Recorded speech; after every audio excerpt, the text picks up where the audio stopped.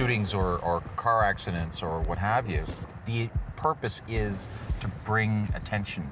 For instance, a story about someone being shot is a story about a failure of social policy in that community. That's why I do this. It's not out of some morbid curiosity.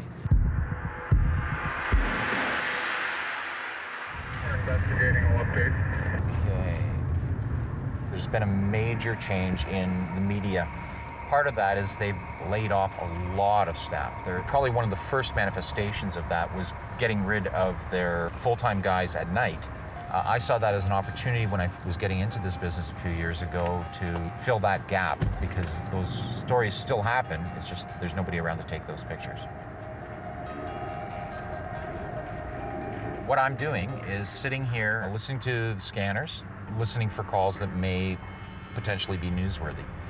Then going there, I'll take pictures, which I'll file with Toronto news outlets.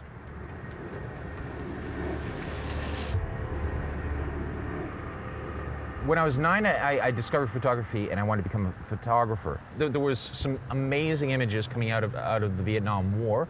They were violent, they were jarring, they had to be seen so that people could understand. And this is what war is. It is hell on earth.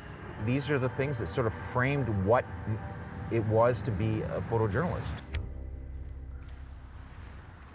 I've been here for several hours. Things may heat up. At around 1 o'clock, you know, the bars are starting to close. People get into fights.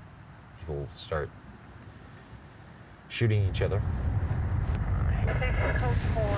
Code 4 is the most serious call. What catches your ear is not actually what they're saying quite often. It's the sound of their voice. There's a sense of urgency.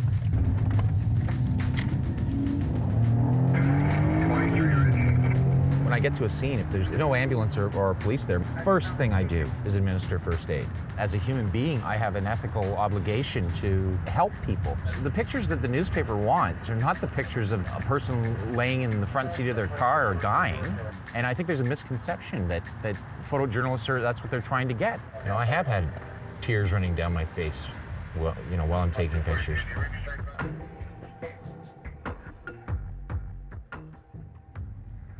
Your heart goes out for them. These are defining moments in people's lives that you're watching play out in front of you.